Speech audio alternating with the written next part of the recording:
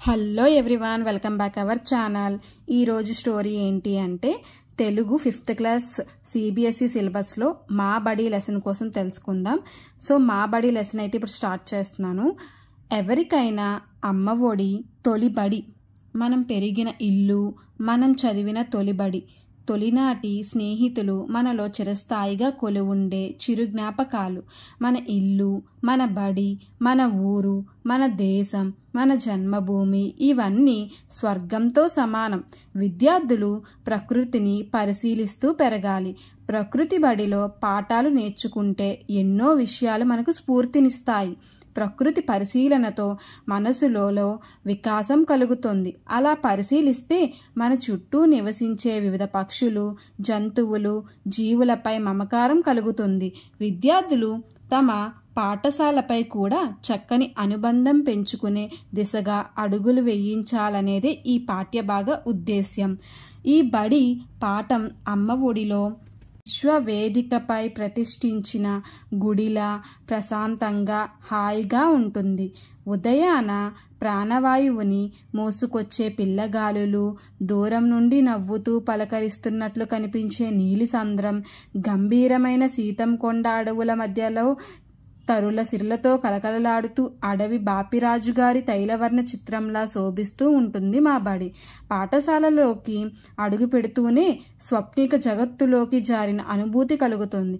ఇక ఉదయాన జరిగే ప్రతి ప్రార్థనా సమావేశంలో పిల్లల గొంతుకలతో గొంతు కలుపుతూ రంగురంగుల గువ్వలు మా పాఠశాల ఆవరణలోని యుకల్ప్టిస్ చెట్ల మీద నుండి గట్టు ఉన్న రావి చెట్టు మీదకి, మర్రి చెట్టు మీదకి ఎగురుతూ మా పిల్లలతో కలిపి స్వరం పాడుతూ భూపాల రాగం వినిపిస్తూ ఉంటాయి. ఇది మాకు వీణుల విందుగాను, కనుల పండుగగాను ఉంటుంది. ప్రతిరోజు ప్రార్థనలో భాగంగా విద్యార్థులు చేసే ప్రతిజ్ఞ సీతంకొండలలో ప్రతిధ్వనిస్తూ మాతో పాటు ప్రకృతి కూడా దేశభక్తిని ప్రకటిస్తున్నదే అని పులకరించిపోతూ ఉంటాం.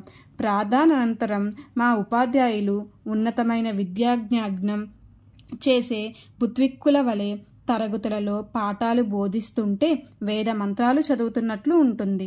దూరంగా ఉండే నాదమందిరం సంగీతం తరగతి నుండి వచ్చే సుస్వరాల సంగీతం మంచి గంధంలా మా పాఠశాల విద్యావనంలో పరిమళిస్తూ ప్రణవానాదం చేస్తున్న జ్ఞానిలా వెలుగొందుతుంది. పిల్లలు వెళ్ళిపోయిన తరువాత సెలవు దినాలలో మా పాఠశాలలో నిశ్శబ్ద వాతావరణం నెలకొని ఉంటుంది. అప్పుడు చిరుగువ్వల స్వరాలు సిరిమువ్వలై సందడి చేస్తూ ఉంటాయి. ఆ ప్రశాంత సుందర వాతావరణంలో, ఆ విద్యావనంలో చింక్రుడ ధరించిన మౌన తపస్విల ప్రకృతి కాన్వన్పై దైవం ఆవిష్కరించిన చిత్రంలా గీతాంజలి అలపిస్తున్న శాంతి నికేతన్ లా భావిస్తుంది మా పాఠశాల.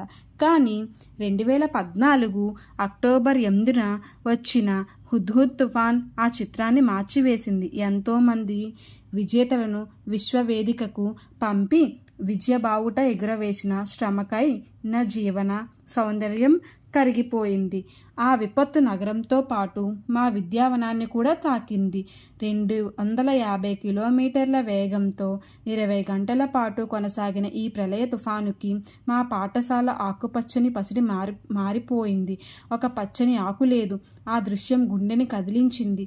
ఎటు చూసినా విరిగిన కిటికీలు, కూలిన చెట్లు, శిథిల దేవాలయంలా దర్శనమిచ్చింది. అందరం కలిసి తిరిగి మా దేవాలయం లాంటి విద్యాలయం నిలబెట్టుకున్నాం.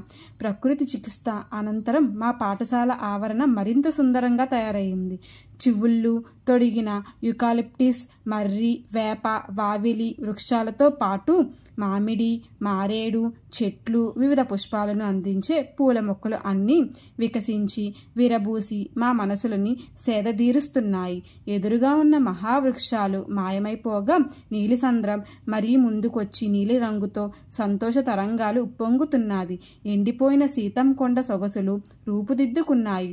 అప్పుడప్పుడు జంతు ప్రదర్శనశాలలోను దుప్పుల కొండలపై పైన ప్రత్యక్షమై మా పిల్లల ఉత్సాహాన్ని రెట్టింపు చేస్తున్నాయి.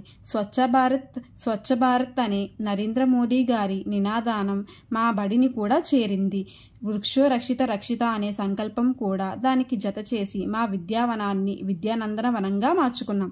ఇప్పుడు ఆనంద భైరవి రాగం ఆలపిస్తూ అభివృద్ధి పథకంలోకి సాగుతుంది. ఇప్పుడు మా విద్యాలయం, మా బడి, అమ్మ బడి అద్భుతమైన గుడిలా మారింది. ఈ వీడియో నచ్చినట్లయితే లైక్ చేయండి, షేర్ చేయండి, కామెంట్ చేయండి, సబ్స్క్రైబ్ చేయండి.